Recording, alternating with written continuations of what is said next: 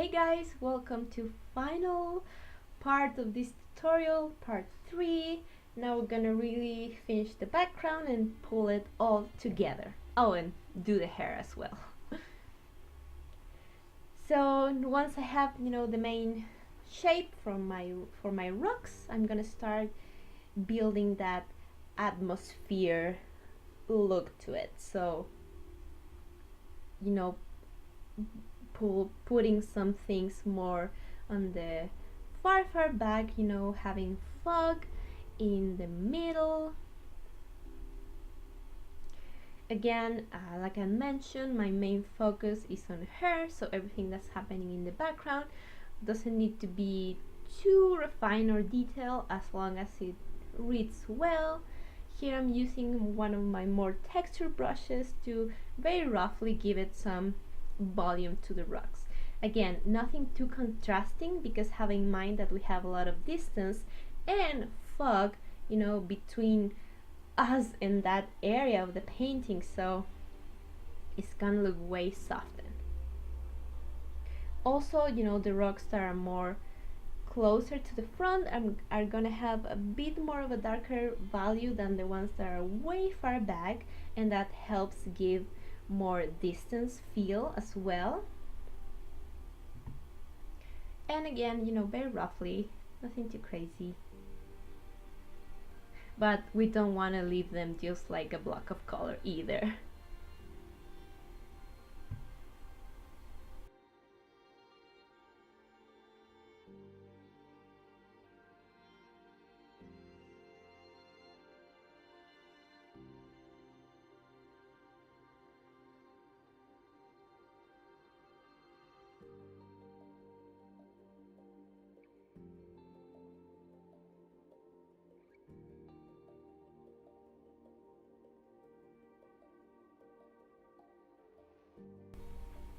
And as you can see, guys, for most of the background, you do have color, of course, but it's very subtle, so it's almost like we were doing almost a black and white sort of painting. So values are super important.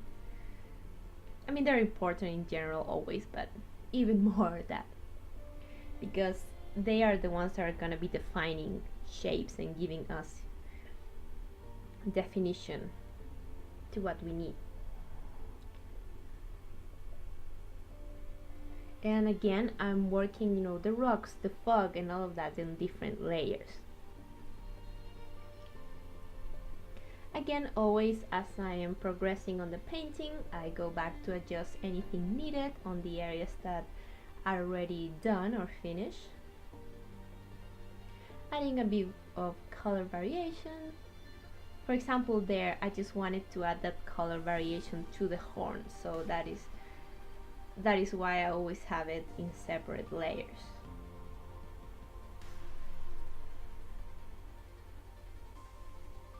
And like I have mentioned way back, I'm gonna add some hair overlapping the horn to help it feel like it's part of her, and it's not just sticking out.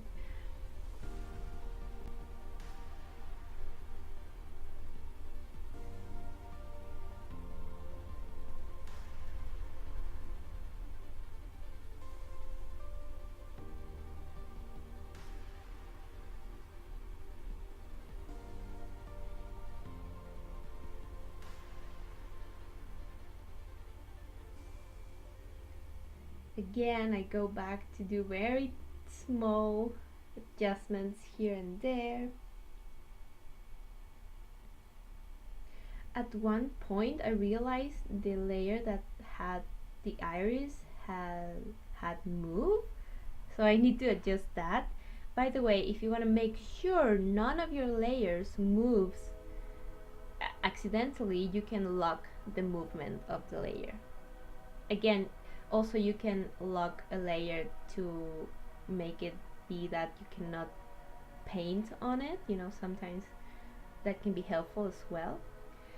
Now I'm gonna, again, repeating the same process, just using lasso tool and then going over it. I'm gonna add some rocks, because the sort of beach that I'm painting, I did want to have more rocks here and there. Again, this is very simplified as long as it reads alright. It's all that I care. And then on top I'm gonna go with a brush that has sort of the shape of rocks and add some here and there, scatter. But the main ones, the bigger ones, I am doing them by hand. And also, adding detail where needed, for example, some highlights around the rocks, because that's what's gonna make it look like the rocks are sort of put on top of the sand and sinking in.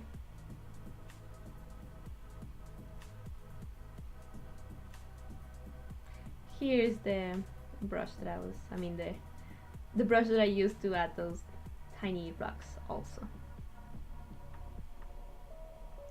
And I think this adds, a different element to the painting as well, to look at, to not have a completely bare area. But again, it's always nice to have some areas with more elements and others with more, with less things, and I think that gives a good balance. So don't go crazy with it. You don't have to overfill every little single inch of the canvas. I know, because I do that. I tend to want to do that, but I try to keep it, keep it chill and not overdo it. Again, some final just adjustments here and there, some highlight.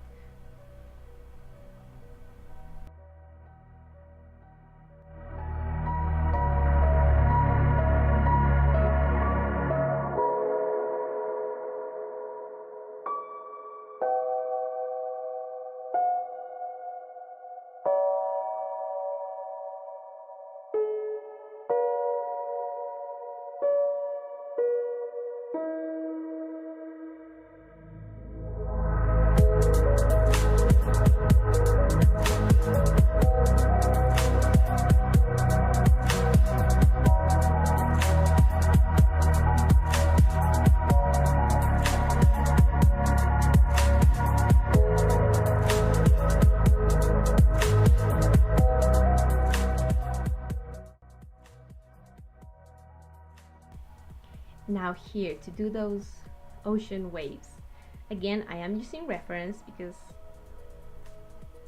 yeah, I will recommend to, unless you're a master of painting oceans, I don't know. And I try to not overthink it. I think I just use my multitask brush or the hard edge one, a mix of both. And just, again, try to find a translation to that shape.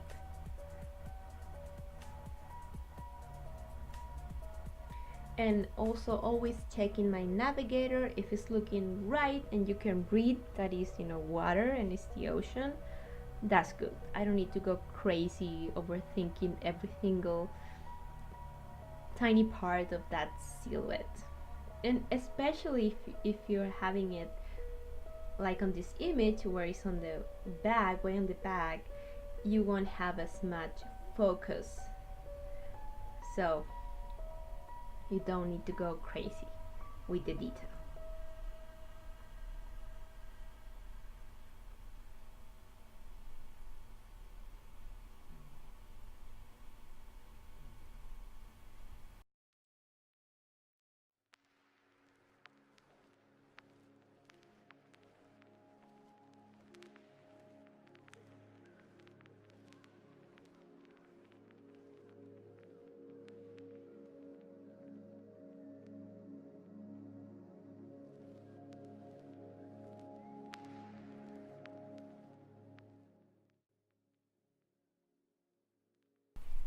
And I'm doing the same that I do for the hair or anything like that, where I add some brush strokes and then I go back and refine them or clean them with either the color that in this case is the shadow, or Even if I'm doing it on a separate layer, I go with the eraser and refine as needed.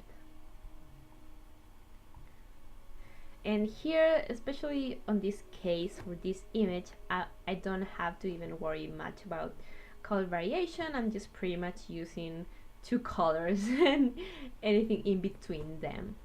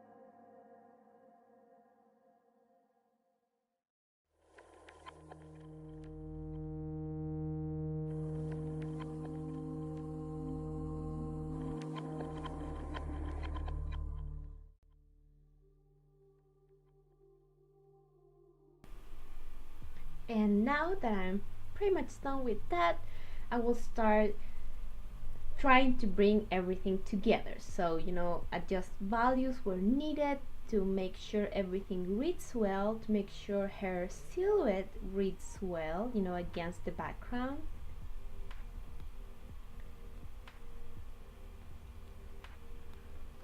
Also, for example, if I need some area to have more highlight than other for the background, I will mainly use levels, or maybe a bit of overlay, but probably just levels, because overlays mess up with the color as well.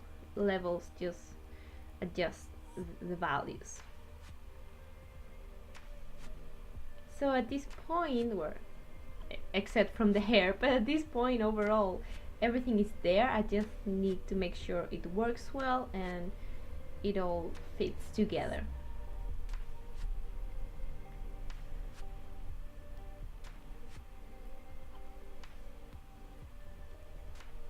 There's where I had my Saturn, where in the end I ended up using a photo texture for Saturn, but I haven't got to that part yet.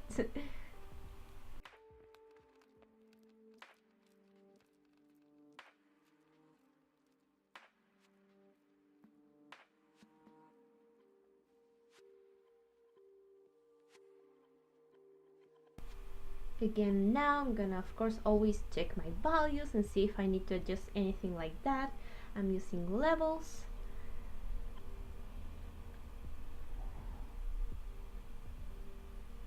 And you can check all of these different layers that I'm adding on the PSD file as always. And for me, I think the best way to learn how to use all of them is just play around with them.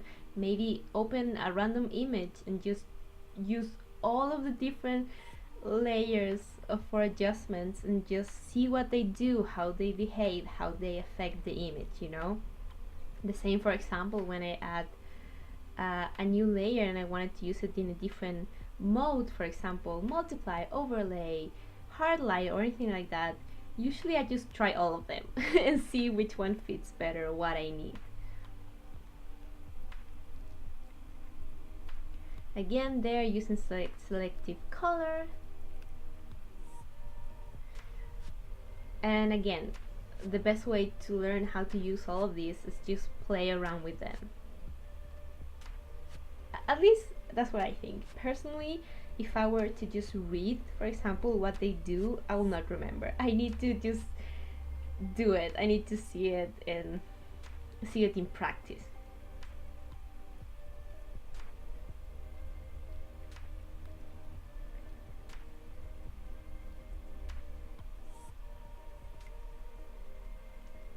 And like I mentioned, it's not gonna be a huge difference, for the final result from what we had before these adjustments, but because they seem to be a lot, even if the difference is very subtle, they will add to it, and they will make it look better, as a final result.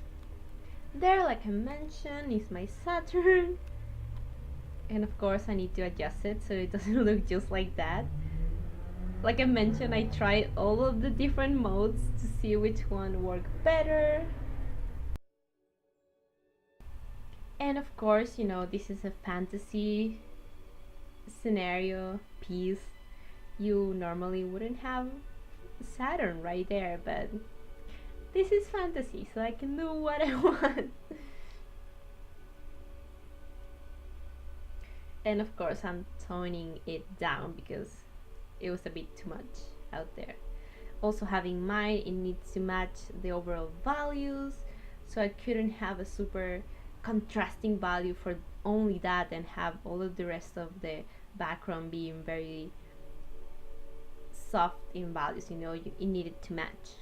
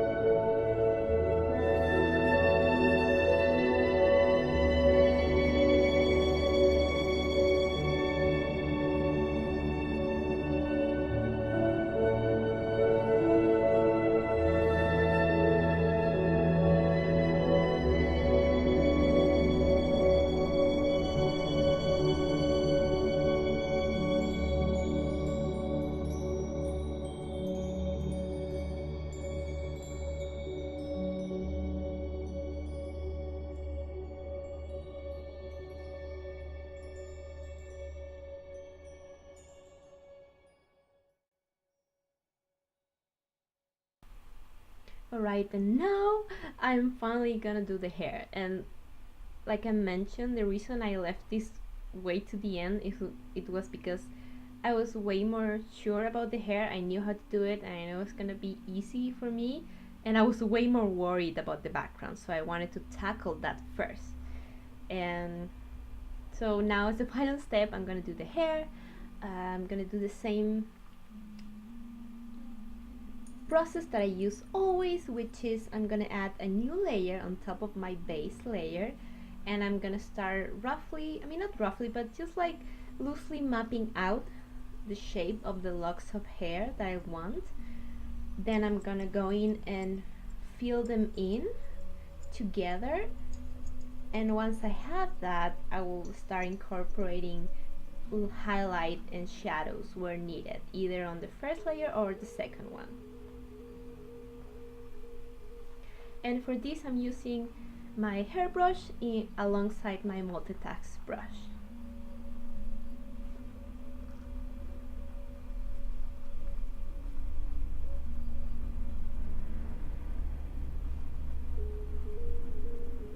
And I do a lot of, adding brush strokes and then going back and refine them with my eraser, using the same brush that I'm using to add the brush strokes to use for my eraser as well.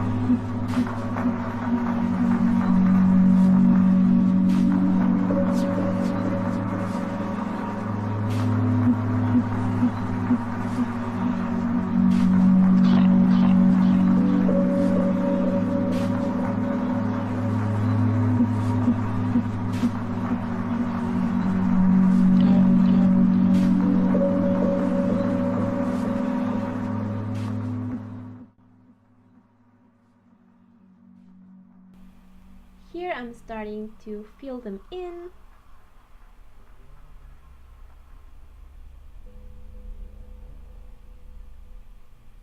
Again, always having in mind your lighting source, the image, the entire image, your color scheme, the scale of what you're painting, so what part it plays in the overall scale of the image. If it's a super tiny area, you don't need to do even as close as much of detail as other area that is bigger and that is more visible.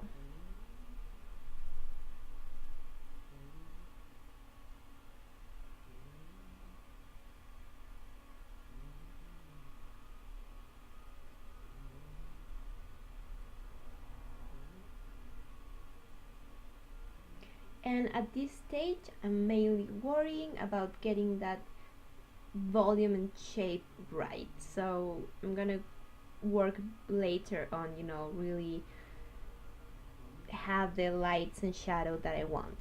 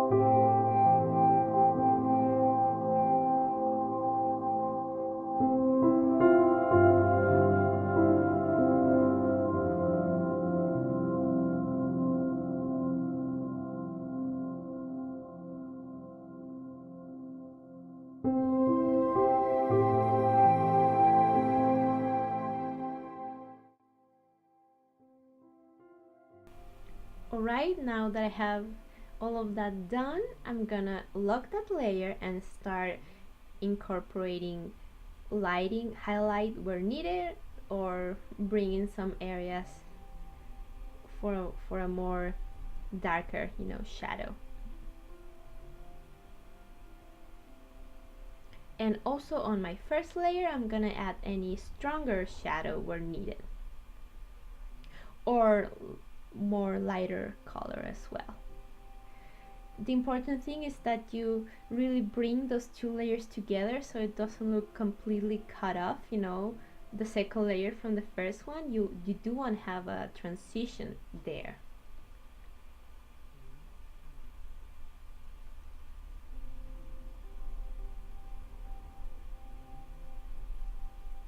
Also, having mine a very dark hair of color will not have as strong highlights in value as a blonde hair.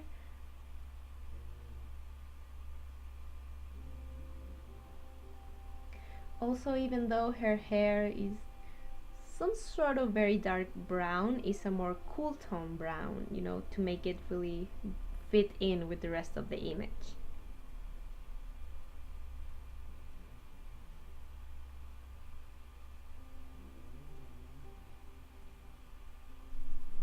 Oh, and as I'm painting the hair, I have not visible all of my adjustment layers, because if not, would make it harder.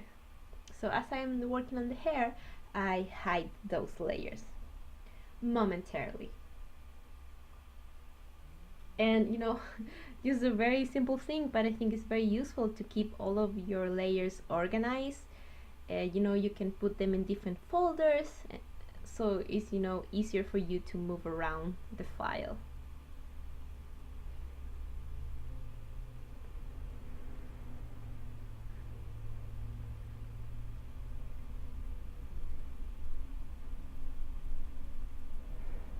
Here I'm just going back and adjusting slightly those layers of adjustment that I had, and it is almost done. It's just very final touches from now on. And for example, if I want to add an adjustment to only one area, of course using masks, to the layer,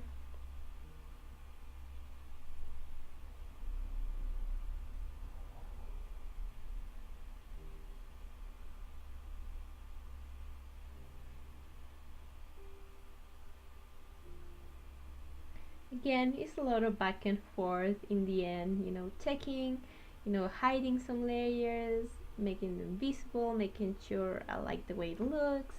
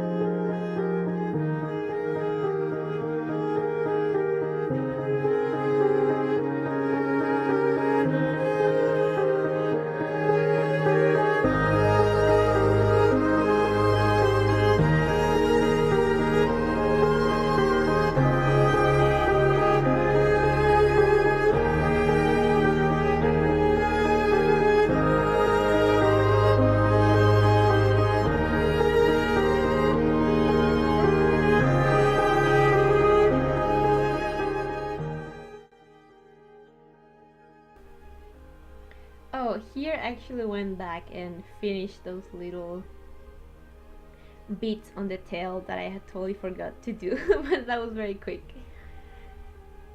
And once I did that, I was pretty much done. This painting took me a lot of time, but I loved it, and every once in a while I do like to make, pieces that take me longer.